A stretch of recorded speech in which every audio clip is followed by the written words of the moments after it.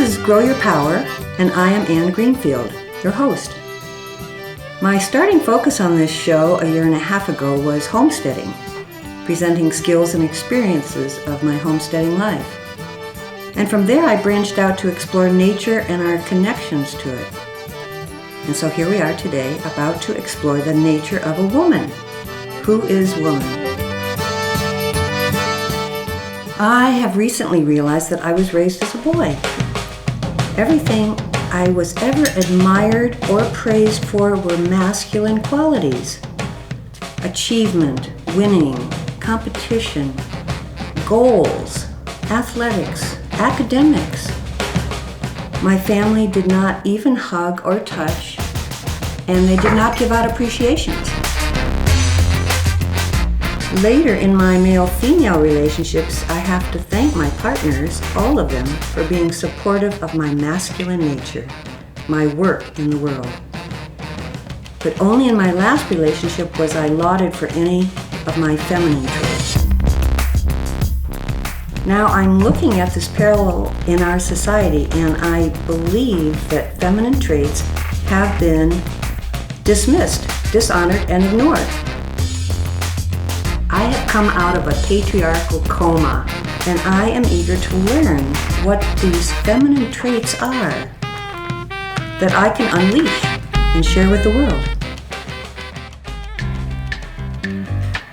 I am going to introduce two women who will discuss with me the woman and the feminine. And I want to state clearly our belief that every human, man or woman, can hold and express varying degrees of feminine and masculine traits. Everyone is a unique conglomeration. So our talk is not just about a woman, it's about the feminine.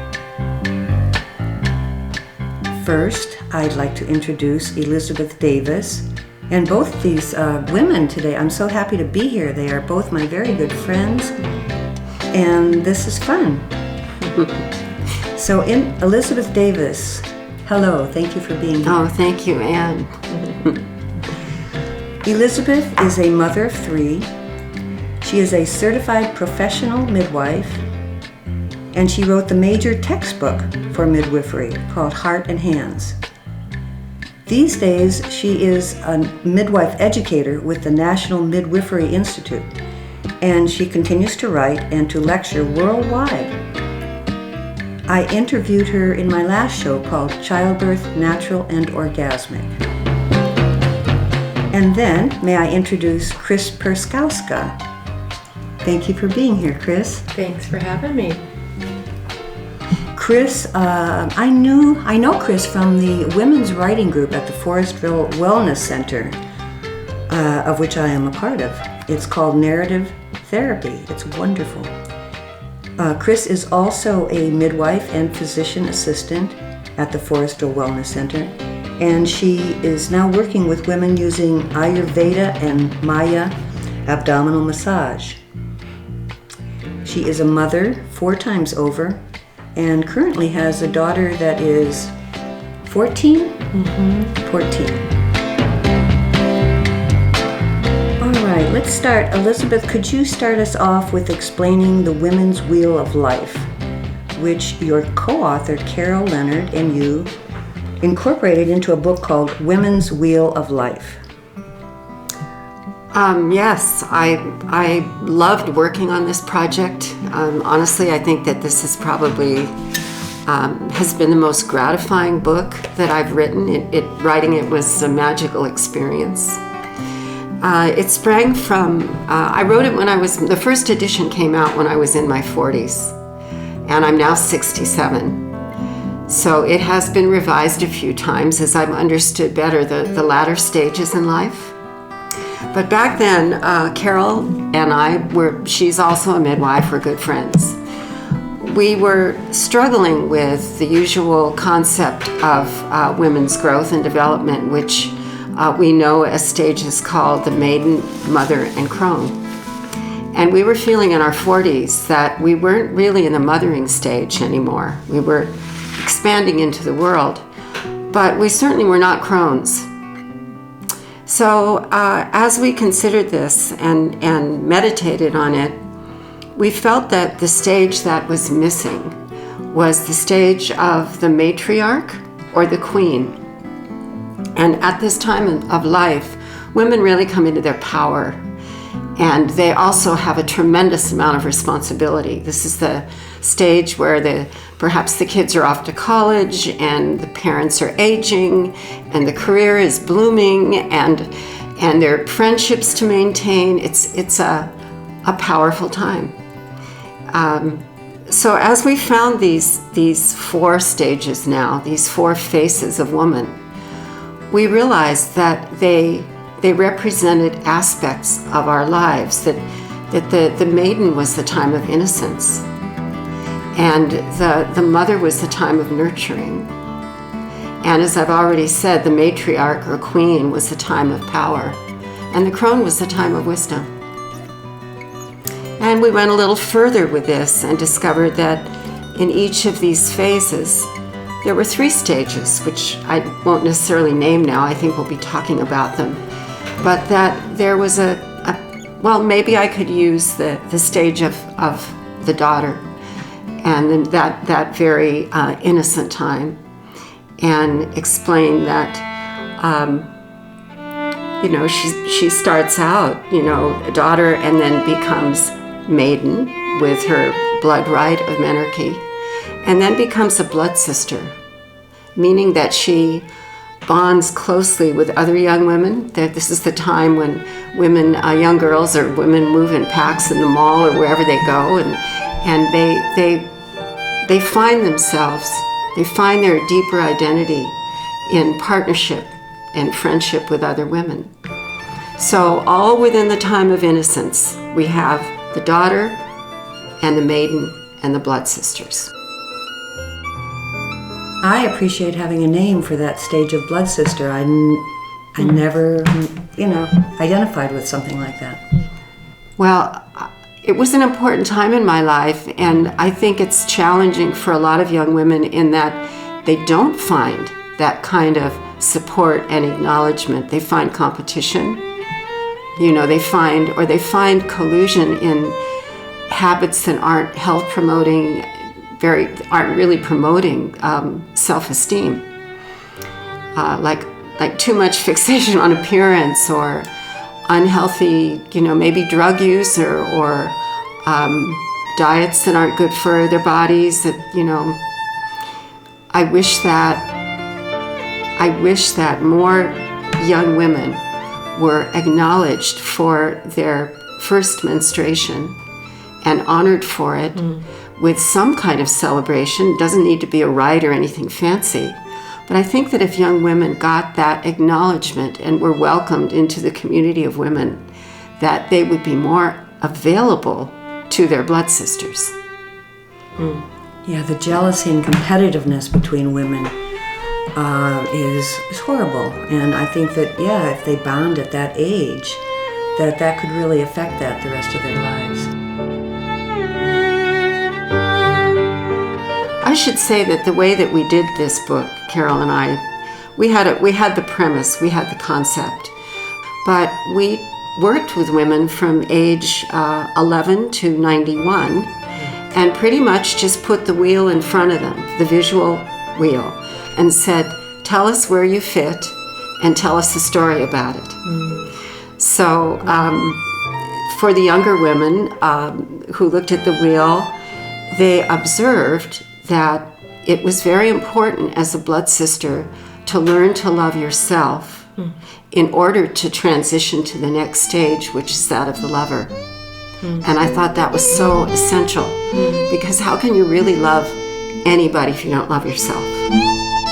That's really lovely. I hope it's okay, I'm interjecting. My daughter is going to the women's herbal camp next weekend. We're going, and she's going to participate in the maiden ceremony again. She already did it last year, but it's like she can't get enough of it. Like that standing with all your women elder witnesses and being honored as a maiden and going through that kind of, it's a mild rite of passage. I wouldn't say it's intense as the Druids did it with the cut on the stomach and all that. It's just a little cut of hair, but it's a passage, and it's really honoring that stage. And I think like I'm kind of going back in time myself, and it's helping me just heal all of that. I'm 57 and I'm still having my moons, and I think it's because I'm kind of like retroactively healing. She starts bleeding and I start bleeding, and I show her how to use a cloth pad and how to rinse them out and put the blood on the earth and just take care of yourself at that time. And it's really like I'm I'm healing myself, because nothing ever happened. My mom gave me a box of Tampax, a jar of Vaseline, and said, go in the bathroom and figure it out. Wow. I love that you brought that forward, because what I didn't mention before is that as we drafted this wheel, we saw 3 stages in each of the 4 phases, so 12 altogether. But we also really felt that 13, there's got to be a 13, because that is the sacred number of women. It is 13 lunar moons in the year. And lo and behold, we couldn't fit it in with any symmetry, and we finally realized and laughed at ourselves that it went in the middle. And it was the means for moving back and forth across the wheel, that you're not marching chronologically only, but you can go back 2 stages and revisit them. Another woman who was, I can't remember where she placed herself, she was probably in the power phase, age-wise, was a recovering alcoholic. And she said, when I got sober, I had to go all the way back to the maiden and live all the stages of my life that I had missed. Right. So, thankfully we have that freedom, and a lot of models in our culture don't give us that freedom, because honestly, patriarchy is not a circular model in general, not a spiral model. It's what's been called bricklayer style, where you build bricks until you finally reach the grand summit.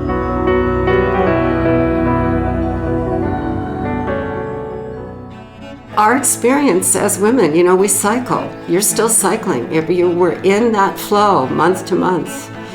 And of course we're more connected to the seasons. And, of course we're more connected to one another because of this biological link. So why not make use of it and celebrate it? Yeah, just retain it a little bit longer. I mean, someone just said to me the other day, because I was lamenting that I was having another moon. And I'm like, really? And she said, all those eggs that come up to mature every month and ovulate, all those eggs were with you when you were in your mother, in her mother. And all those eggs have consciousness. It was a beautiful way, and so perhaps those eggs still want to have a voice. Even the 57 years later, there's so nice. Just to honor that egg wants that expression still, that wants to come up and ovulate and have a chance. And so it was a nice reframing, rather than me going, oh, really? Are you kidding? I'm going to bleed again? I really remember the moment. There were a couple of moments in really understanding the physiology of reproduction. And one of them was the discovery that the egg is selective. It's not like the strongest sperm wins, whoever gets there first. But the egg actually decides exactly who's going to be admitted and how this is going to go down. The egg is the queen. The egg is the queen. And the other thing that and this is a little graphic, but I hope it's acceptable. There was a video or a film showing, it was done fiber optically, showing what happens inside a woman's vagina when her partner ejaculates, what happens with orgasm. And what it showed was the semen, yes, there it is. But after that, the cervix, the uterus, when it contracts, dips into the pool of semen. It actually participates at that micro level. It's not that micro, but it's really, it's the degree to which we're active, and we've been led to believe that we're passive, and that we don't have our own feminine intelligence working for us. Wow, that's Isn't really that cool? Great. Like we were still a gatekeeper, and you can meet that queen egg if you are selected. Yes. I'm wondering if the degree of our self-esteem at that moment matters. If we're going to pick a sperm that is going to be healthy for us, or is going to just take us into our negative patterns. I mean, that's something that I don't know. Good question. I think it's a good question. I know that, I mean, it's all chemical, it's all like, what's our body chemistry, and what is the rate of miscarriage? Is like 1 out of 10 pregnancies, or is it more than that? I've understood it's like 30% of pregnancies Now maybe that we start, but didn't just go by. So, and you can have a miscarriage and not particularly notice it. Right. So there's a way in which our body makes decisions about whether or not this is a good take. And we're only human. So we're wherever we are that month, and what kind of choice the egg may be making or we're making through it.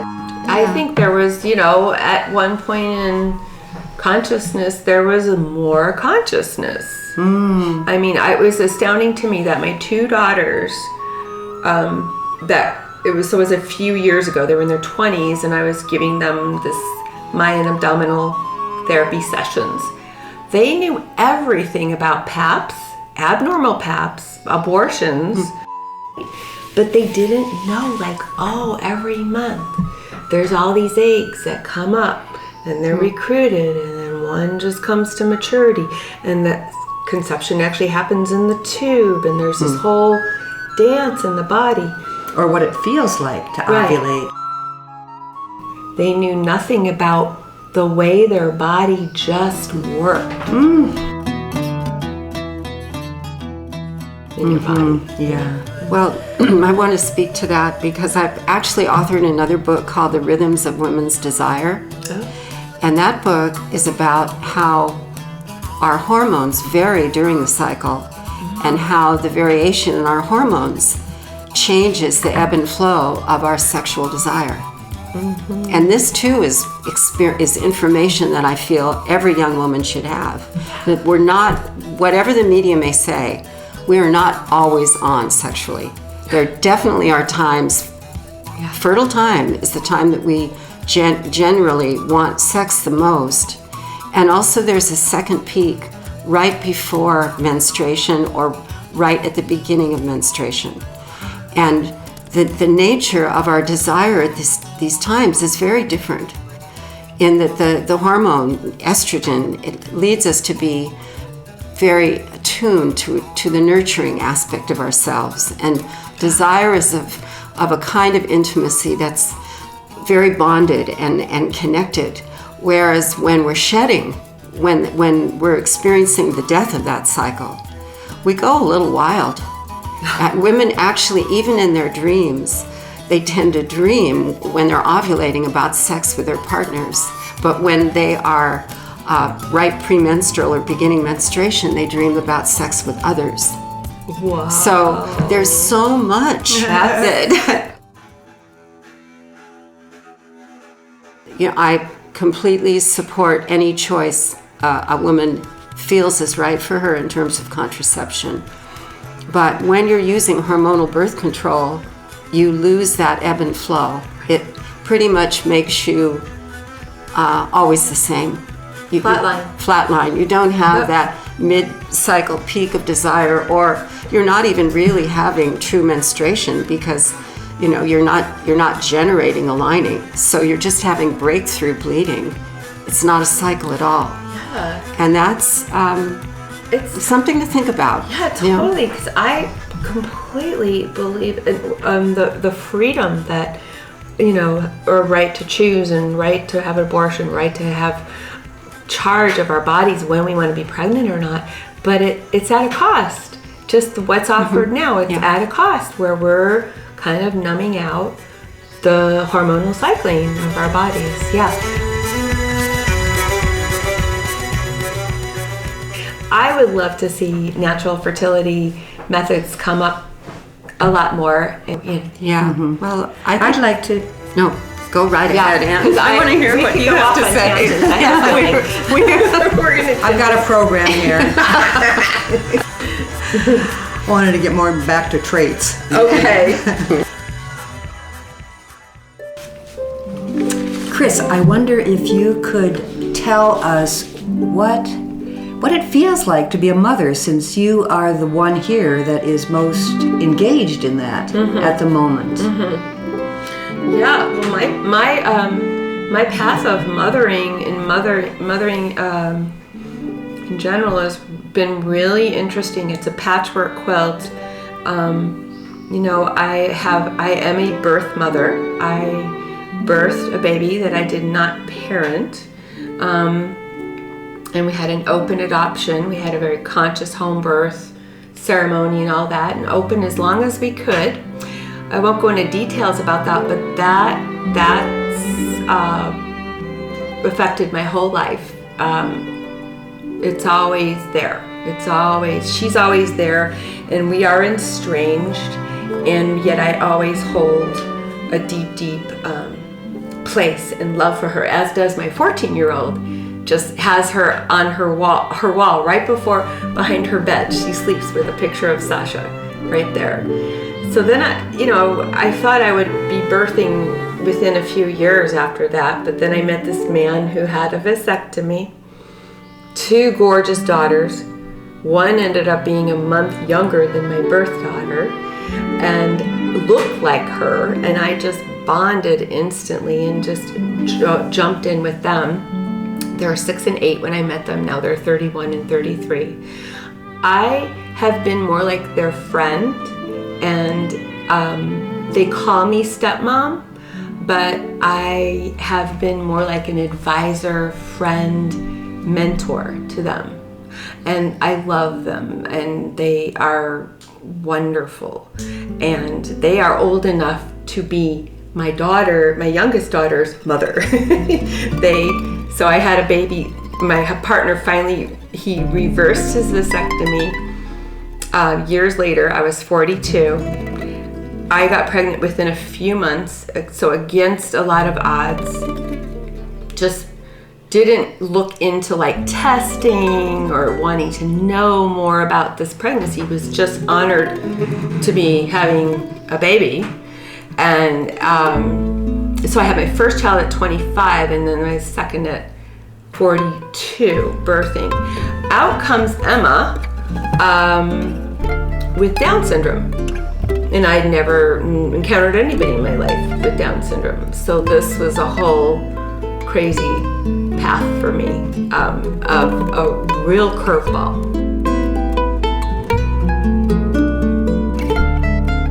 It's interesting that you asked me to talk about motherhood, because I am so not a typical mother at all. Between being a birth mother, a stepmother, and then a mother with a kid with special needs who has a different course of how she will march through these seasons of her life. It'll be very interesting. But well, one thing I hear that is mother is just the love that you're expressing for all of these children. Oh, totally. And that's very feminine, very feminine. Yeah, I am a double Cancer as far as the astrology signs go. I'm mother. But I had to work out a lot around the way I was mothered. I think that's what stopped me from mothering my first child.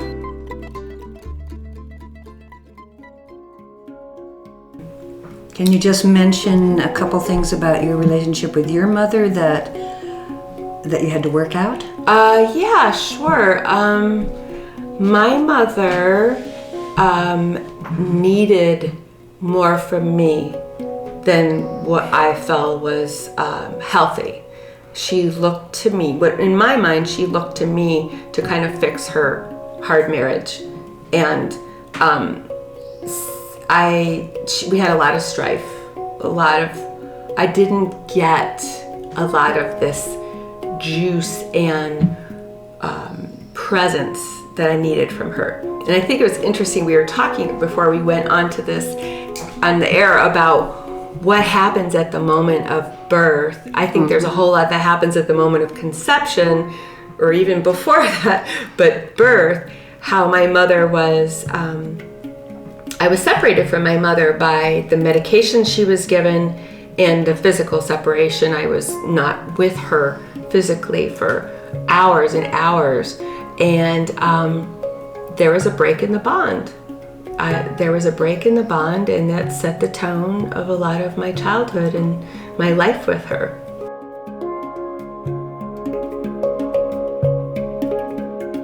Yeah, my mom was, she was the judge. She knew best about everything. And I'm not going to tie it to my birth experience particularly, but that was her nature and her way of coping with life. And it was hard on everyone in the family, hard on my kids to have a grandmother that wasn't able to give that unconditional love. I'm sure that has a lot to do with why I became a midwife and why I'm so interested in women's issues and bodies, because I didn't have that kind of unconditional love experience. But as she got older, she couldn't remember her judgments. and she, like my son said, he said, you know, Gam, which is what we called her, Gammy, he said, Gam has turned into a nice little old lady. And even better than that, this was remarkable. It got to the point where she could not remember anything at all from the day before. And once I realized that was true, I thought, you know what? I'm going to tell her the truth about who I am, because she's not going to remember tomorrow anyway. So I told her some of the deeper healing work I've done, which I never would have told her. She would have thought I was crazy or that's way too out there. But I told her about the healing work, and she said, oh, you're just like your grandmother. And I was like, what? Wow. She said, oh, yes. Whenever anyone in the village had a problem, they'd come to Grandmom, and she'd get out her black book. And of course I said, where's the black book? Right. Which I could not find. But just discovering that there's a healing lineage in my family was really, really important to me. Oh my, that's wonderful. Yeah. And I'm seeing, from both of your stories, I'm seeing that the control that your mother seemed to have over you, or want over you, Chris, and the judgmental that your mother had are masculine traits. Mm-hmm. As a mother, you've really got to stay on it. You really do have to stay somewhere at least around 30%. And that made me think of a quality that I really think is feminine, and it has to do with like constancy and patience and presence. Commitment. Yeah, that we sing our mom's praises at Mother's Day, but wow, we do it every day is Mother's Day when you're a mother. Yeah, or it should be, where we're celebrated and celebrating ourselves. Yeah.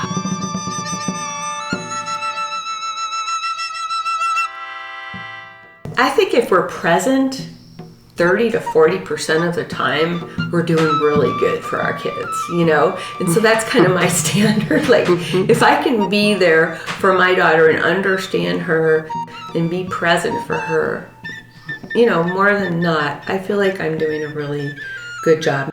Diligence, that. Yeah. Right. Just, another word comes to mind, coherence. Like being coherent with your role as a mother. As I'm really basically menopausal or perimenopausal, I need a lot of time to myself. I can come back and be such a better mother when I do that. But I need to balance my mothering with that self time, that self care. Yeah. I remember thinking that being a mother, I was never considered a job.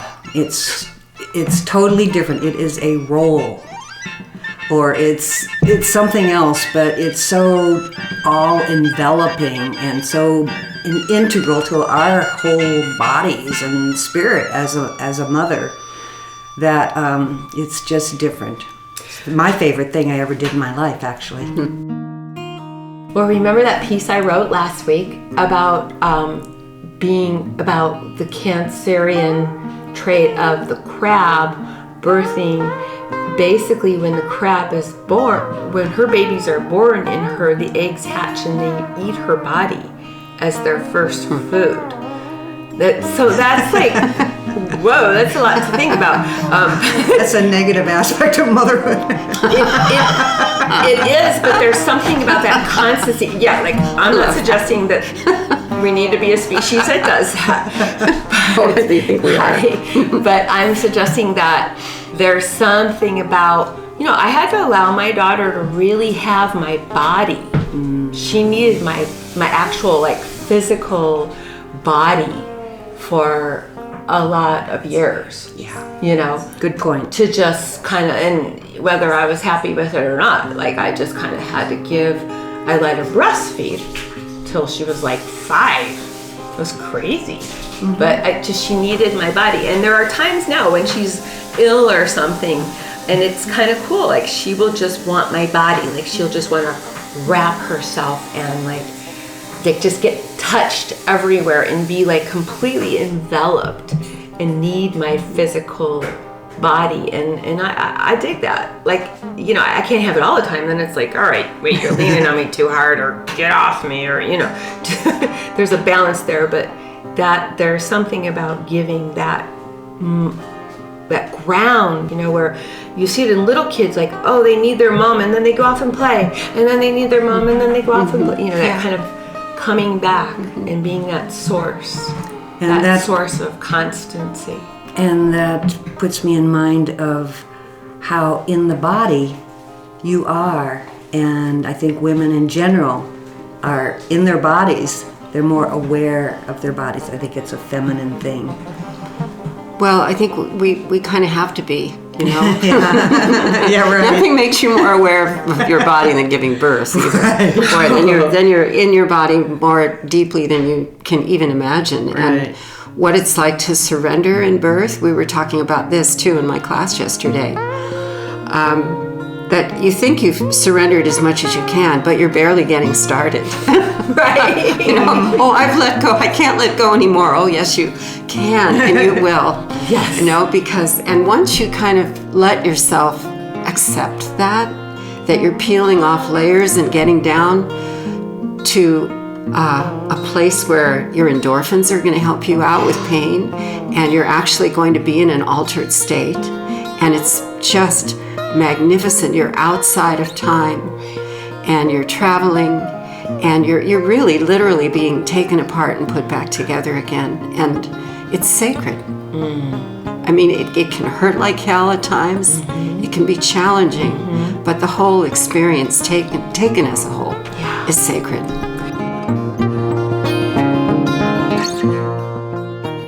As a midwife attending births, when I see a woman just sort of push the eject button and let's opt out, let's go get the epidural, that it almost as a woman it pained me, and I don't want to focus on, the downsides, but that as a midwife attending births, you have such an honorable opportunity to find this part of yourself and dig so deep,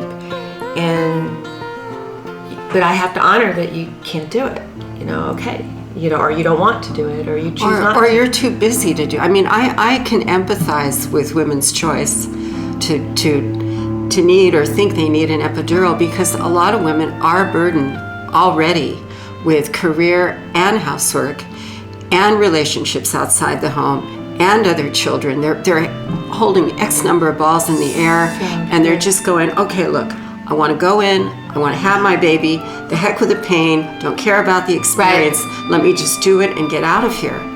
But that's very compassionate of you.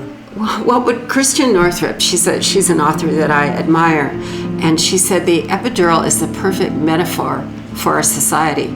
I want to be present, but I don't want to feel anything. Mm-hmm. And the thing is, you might get away with not feeling the birth, but you're going to be feeling the mothering. You know, it's going to catch up with you. You can't escape being taken apart and put back together.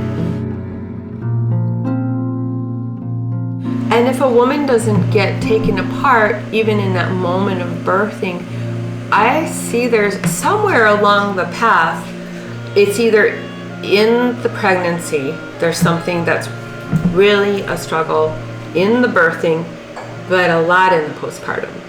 A lot of postpartum. The postpartum is where women get taken apart, and we really have barely like scratched the surface on how to support and how a woman gets taken apart becoming a mother, with the breastfeeding, with the fatigue, the sleep deprivation, the need, that constant need.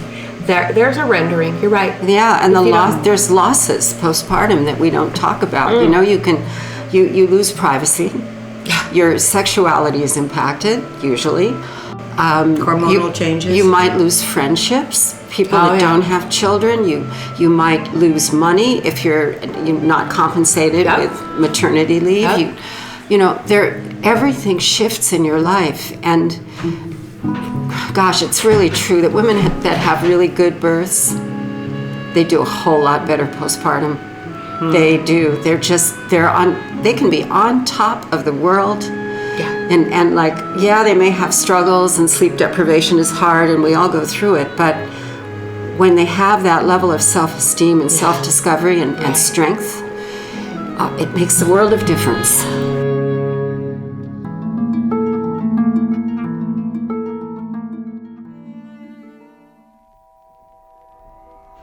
I'd like to talk about the stages that I have gone through recently in the last 20 years, let's say.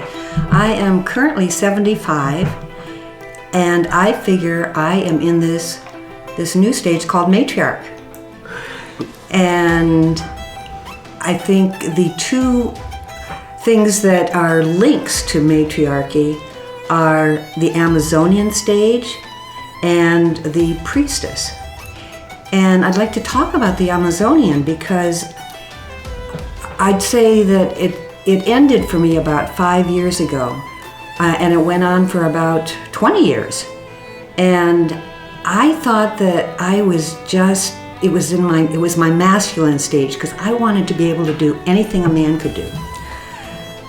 But I just was very creative and very powerful. I manifested so much in those years. I ran a preschool, I did massage, I created a land trust, I grew all my own food, and I felt very independent, very joyous in my creativity. And I had a relationship at the time, but there was really very little connection. It was not a real loving, caring relationship. We were independent. I would say we were housemates more than anything else. And he was supportive of my masculine traits. But now I see it as an Amazonian stage, and I can be more proud of that. And now I feel like I am in a matriarchal stage, and I don't know exactly how that fits with this wheel, because I feel like I am wiser. I feel like I actually have some wisdom to share. And I'm not supposed to do that until I'm a crone. But no, wait a minute. I'm going to interject. Okay. Because one thing that you brought forward that I think is important for everyone to know is that even though there's the stages do reflect age to some extent, or growth through the life cycle, there are also archetypes. Right. And that means that we march around the circle of life, yes, but when you say you spent 20 years as an Amazon, that makes me think that for you, the Amazon has been a very important archetype for you, beyond your age or anything else.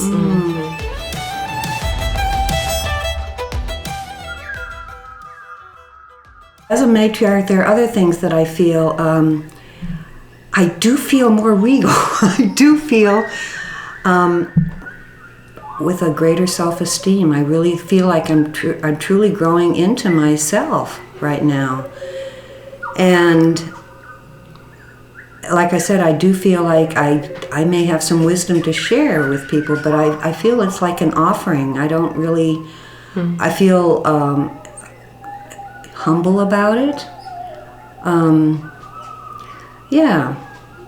And I'm also feeling that I'm moving towards this priestess stage in the sense that I am thinking so much more about metaphysics and what life is all about and what it's going to be at the end. And at this point, I'm kind of looking forward to death. I think it will be an adventure, and I'm really studying my own consciousness and trying to be in touch with a deeper source of my wisdom than a very superficial kind of ego-centered consciousness.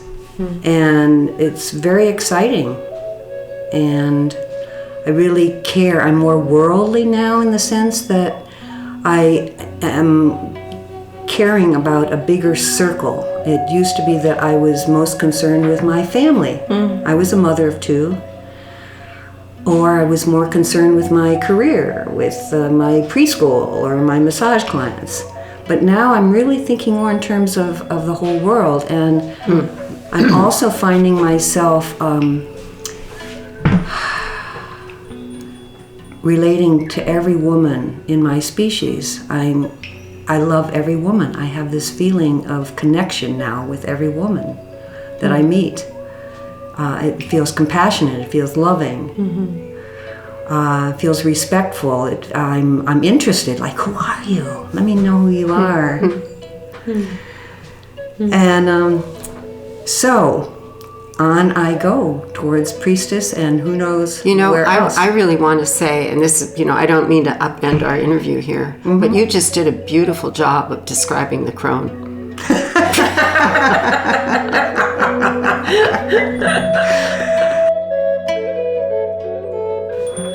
You may be a little further along in the wheel than you think you are, and well, I'd like you right now actually to tell us more about the crone, and because I've always had this image of the crone as haggard, and witch-like, and right. Yeah, I was wondering. Okay, all right. So derivation of the word crone comes from the Greek, I think, word for crown.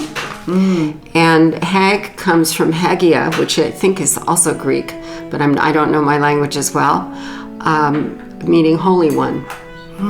So our culture is very ageist, and our preference is youth. Right. And so for women getting older and even aligning with an image like cronehood is not appealing.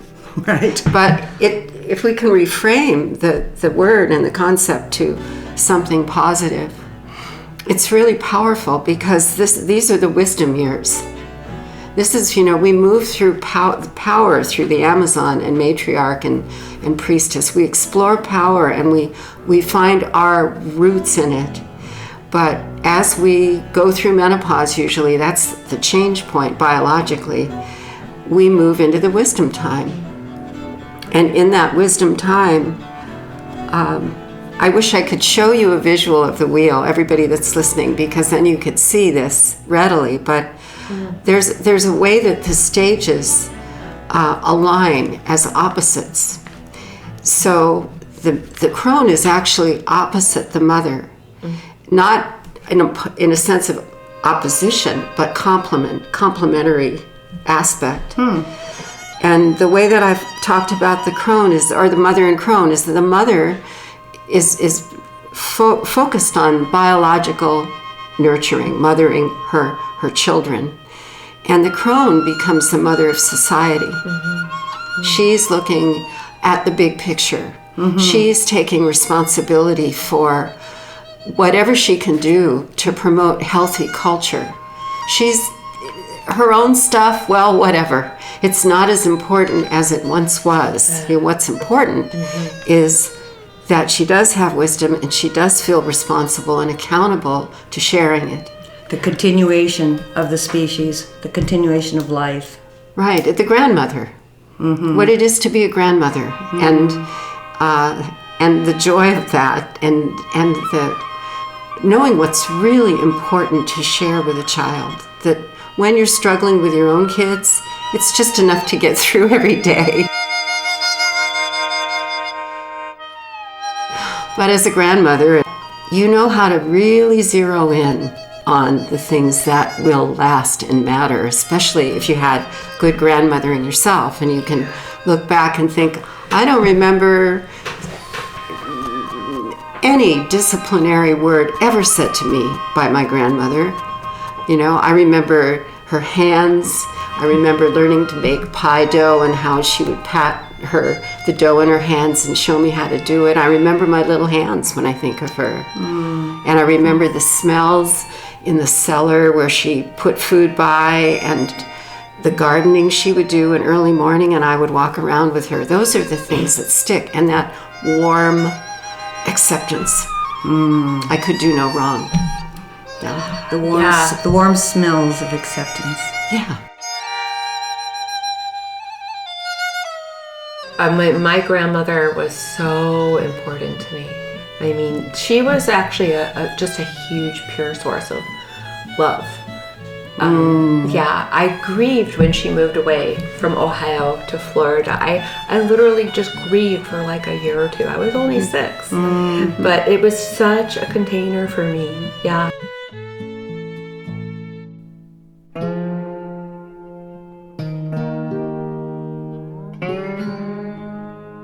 Crone isn't just about being a grandmother. I mean, tell us more about sorceress, dark mother. Right. Sure. Well, okay. So in the wisdom time, the first stage in this part of the wheel, the sorceress is opposite the lover, and the way those two go together is, well, we all know what it is to be a lover, and explore the polarity usually of male and female, or masculine and feminine. Right. It's a more common experience. But when we explore sorceress, we're really getting to the source of those traits in ourselves, apart from a partner, because we contain all that. So there's an alchemical dimension to our experience at that point. We're really working out male and female, masculine and feminine within. It's not partner dependent. And it's an aspect of loving yourself that makes it possible to relax into the role of the crone and not feel incomplete or embarrassed or inhibited in your wisdom. So I'm not saying I'm all there for sure, but I see that there is a part of me that is definitely there. And the dark mother, you described that too, Anne, when you were talking about death and the mystery, and really wanting to, not afraid of it.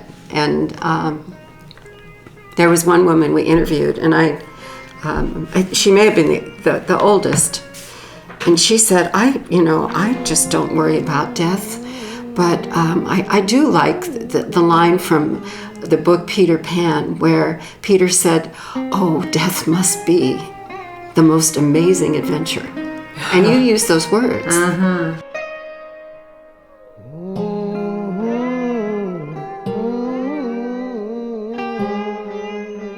Honestly, I think I'm 67, as I said, when you get to a certain age, it's a bit of a companion You know, I think about death every day, at least once, just for a moment. Your own death. No, Or just kind just of death. the experience of it. Like, Yeah. I'm not going to be here forever. So Yeah. what? It's Yeah. just, it's a dimension Yeah. that is available to me now. Yeah. That wasn't really, I didn't care about that before. I had no time for that before. It didn't have a purpose. But maybe it's because as you get closer to that time, you realize, oh, I have a lot to share. I really have a lot to put out into the world.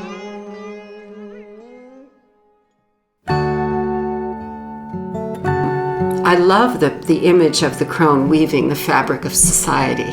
I love the idea of weaving and that it's not a linear, it's not overstructured, it's adaptable and it's fluid. And I actually, in talking to myself, realized that if I were to pick a kind of goddess that I would like to be or model myself after, it would be a weaving goddess. I was thinking this as I was making a basket. I was weaving.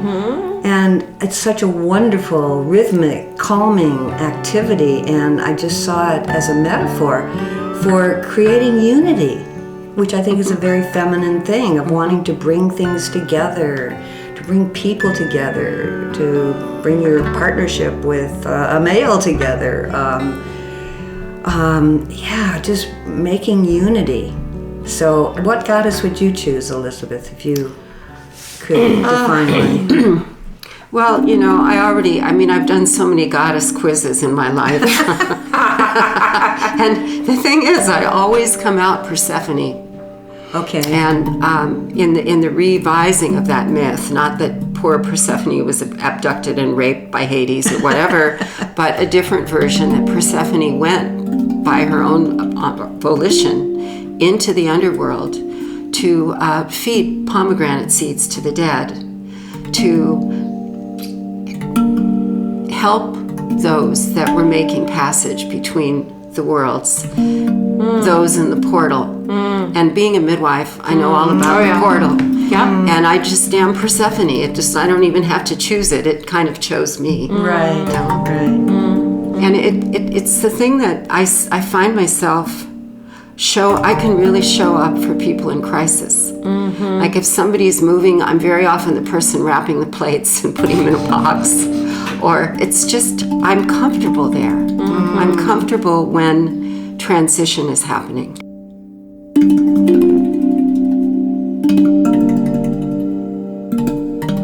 So Chris, how about you? If you were to name a goddess or that you might want to be or that you might especially honor or respect? You know, I haven't really thought about it. I have an altar full of different goddesses. Lately I've been repainting a statue of Guadalupe.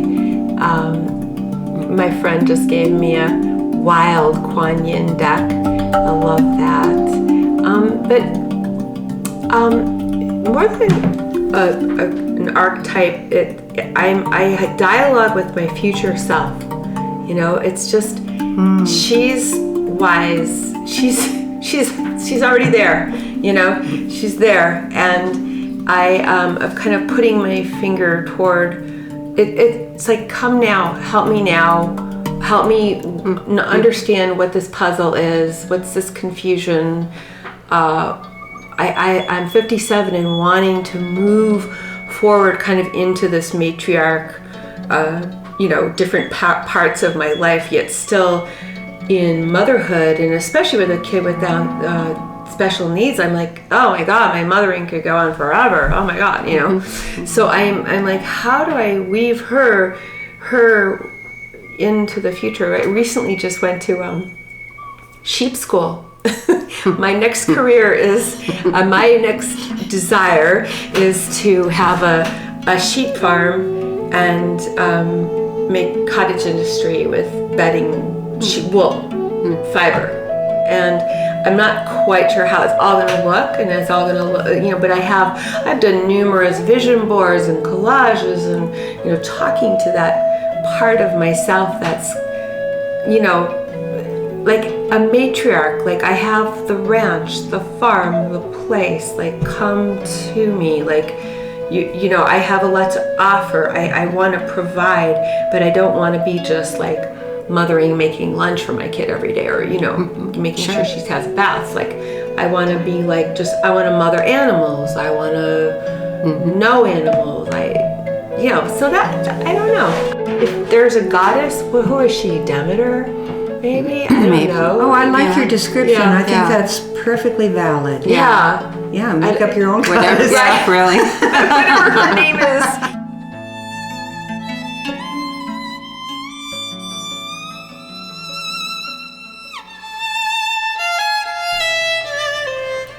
I said earlier in the show that I was really interested in understanding what feminine traits were so that I could unleash them into the world. And so we're going to do a little game here of just throwing out a lot of these traits, these feminine traits. Vital, vital, vital, vital. Embodied. Radiant, Positive.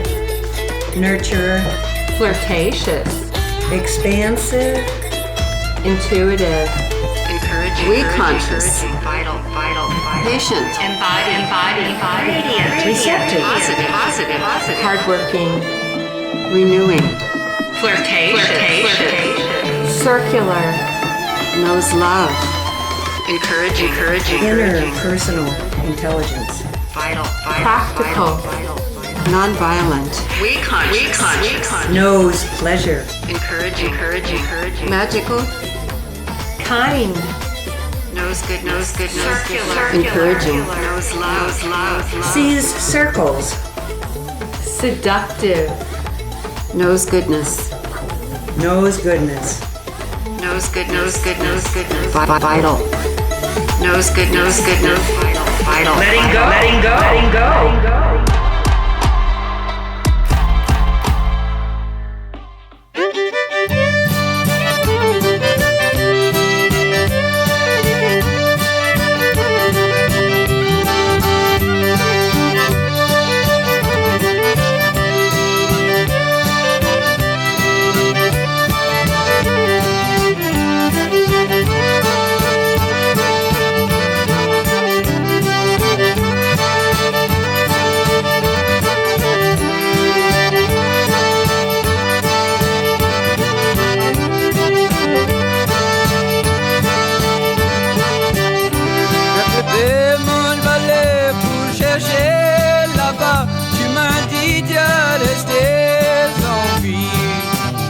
Traverser la rue Canal pour t'amener ma jolie fille. Moi je connais, c'est déjà trop longtemps passé.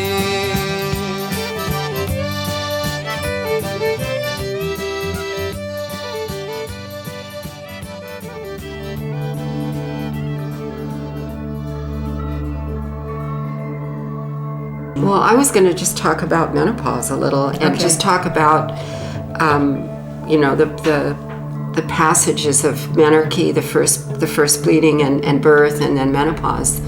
In other cultures, they're considered blood mysteries because they involve some change in our bleeding. We're either bleeding for the first time or not bleeding at all, or cessation of bleeding. Right. And the mystery part is how much women grow and change in such a short period of time.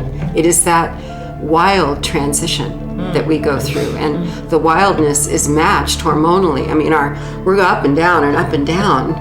And one of the stories I love to share is Celeste. My daughter was 10, and I was heading off to a midwife conference, and I bought her a box of pads and showed her how to use them, and she started bleeding while I was away. And I got home and she's like, "Mom, how did you know?" And the first thing I thought was, I'm a midwife. How would I not know? It was like the contractions were getting closer and closer. The back and forth of, "You're not the boss of me," and "Mommy, mommy, mommy, you're not the boss of me, mommy." I was like, oh, I can feel it coming. Just like with labor, there's that place where contractions get close, and you know soon the woman will be pushing the baby out. And I could feel it, you know? So when I went through menopause, I thought, I got this, you know?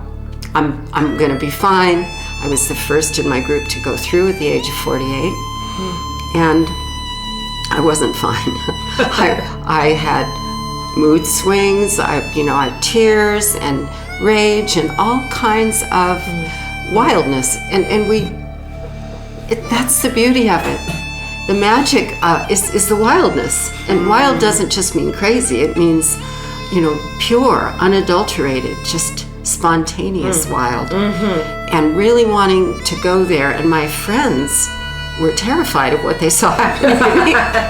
And they said, well, you should try this cohosh tincture, or you should do this blah and blah. And finally I just said, I don't want to know what to take or do. I want to know what's happening to me. So I asked some of the women in my community if they would, that had been through menopause, if they would hold a menopause council. And what I want to share that really hit me the most was the way that the women that were hosting it described themselves. One of them said she went through menopause at the age of 51, walked through the menopause door, and became queen of her own country. And I said, I want some of that. Nice. Yeah, or another one said she went through menopause at 52, flipped the dial, and started listening to capital letters, her own voice. And I just knew that's, now I had a context for it. So you have plenty to look forward to. That's good. Yeah. And when I went through menopause, I was in my Amazonian stage.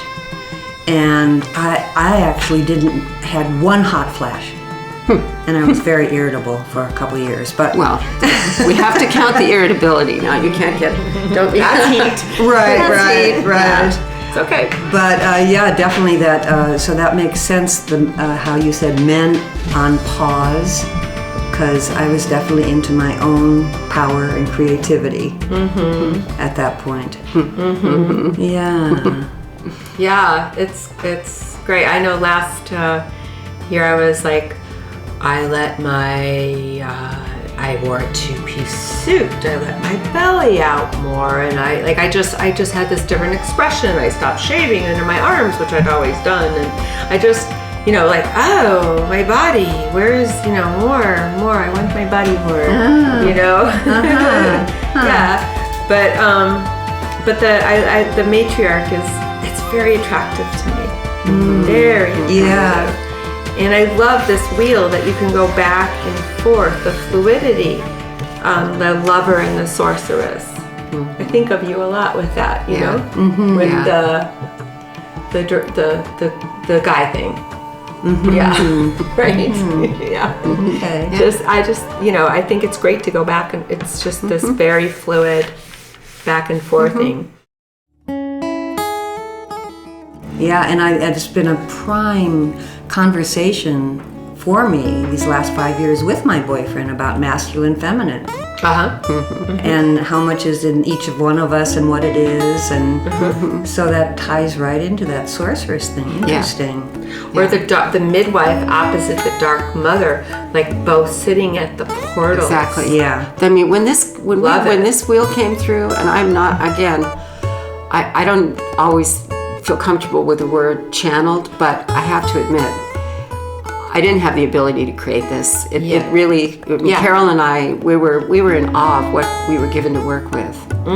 So I just love it. It's really, really rich. Or like a young daughter, my daughter opposite the Amazonian stage, like, this movie that just came out about Wonder Woman, but they have you both seen it? With the Amazonian tribe. She's a daughter of Zeus and raised by the Amazons.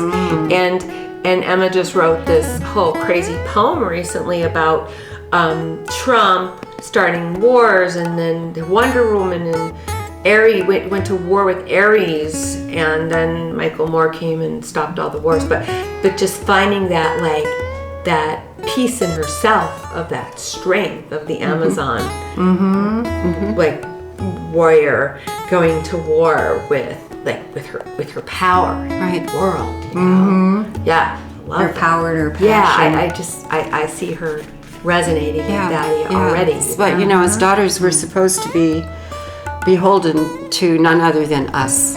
We're just us. And we haven't got the hormonal hit yet. And, again, a lot of daughters, unfortunately, are damaged. Sexual abuse is huge. Boy, that'll take away your daughterhood, but quick. Oh, yeah. So, Plus the patriarchal telling them what they're supposed to be. The media, how to look, all types of plastic surgery in girls very young now. And these trends are... Second graders wearing like high heels and looking into fashion. Yeah, totally. I was even thinking, the Me Too movement is really a righteous movement. And it's so subtle how we've been affected. I just remember in middle school walking down the hall and the boys in back of me talking about my ass. And I didn't have any power to turn around and go, "You little idiots. How dare you talk about my body in public in front of," Now I could. But then it was just, and now they can shame. too. I think now they can too. The boys? No, the girls can. The girls can now. Bullying. That's a form of bullying. That's a form of bullying. It's a form of abuse. You have rights now. Things have improved, and we fought for those improvements. That's for sure. Yeah, and hopefully that women young girls will have that voice. I didn't. I just went into shame. I internalized it. And that was an abuse for me. But the media can still make you feel ashamed.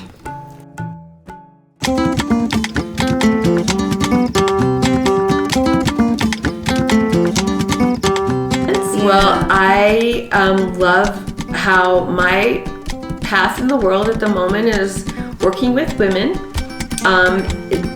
in doing body work that brings circulation to the pelvis and the back and the whole pelvic bowl. And I do that at Forestville Wellness Center. So if women happen to be a patient of West County Health Centers, they can come over to Forestville Wellness Center and see me or see a lot of different wonderful holistic integrative medicine practitioners and groups.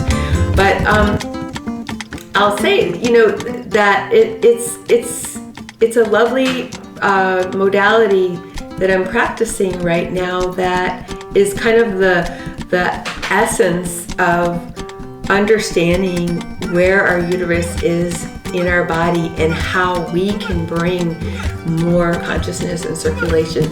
So many women refer to like down there.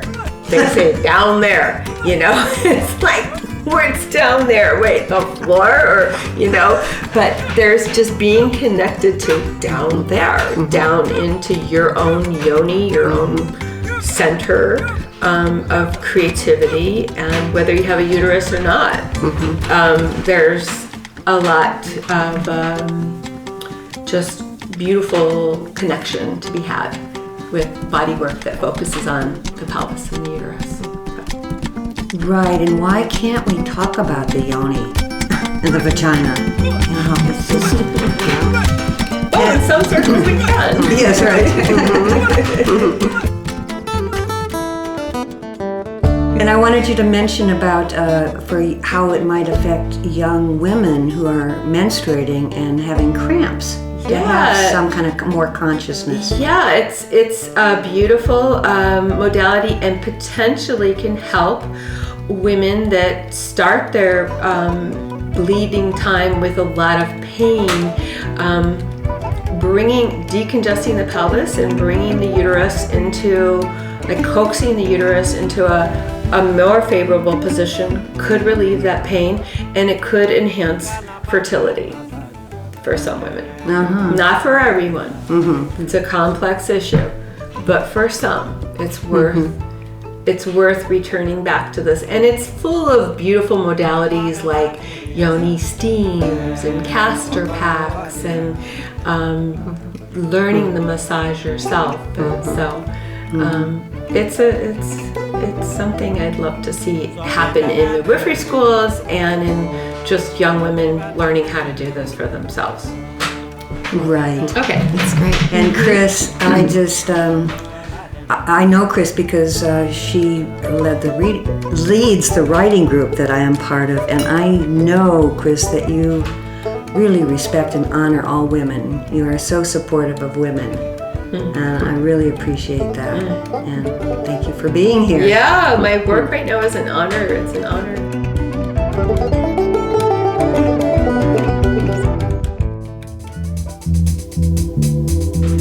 And how about you, Liz? What would you like to say to us all?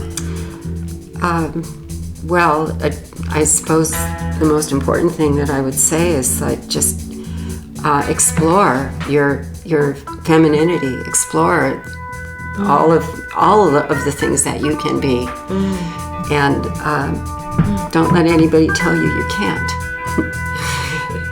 If you're curious about the Women's Wheel of Life, we've been talking about that book, and that is available on Amazon. And we also talked a little about the sexual changes in our life cycle, and changes with the pill or changes, with a natural cycle.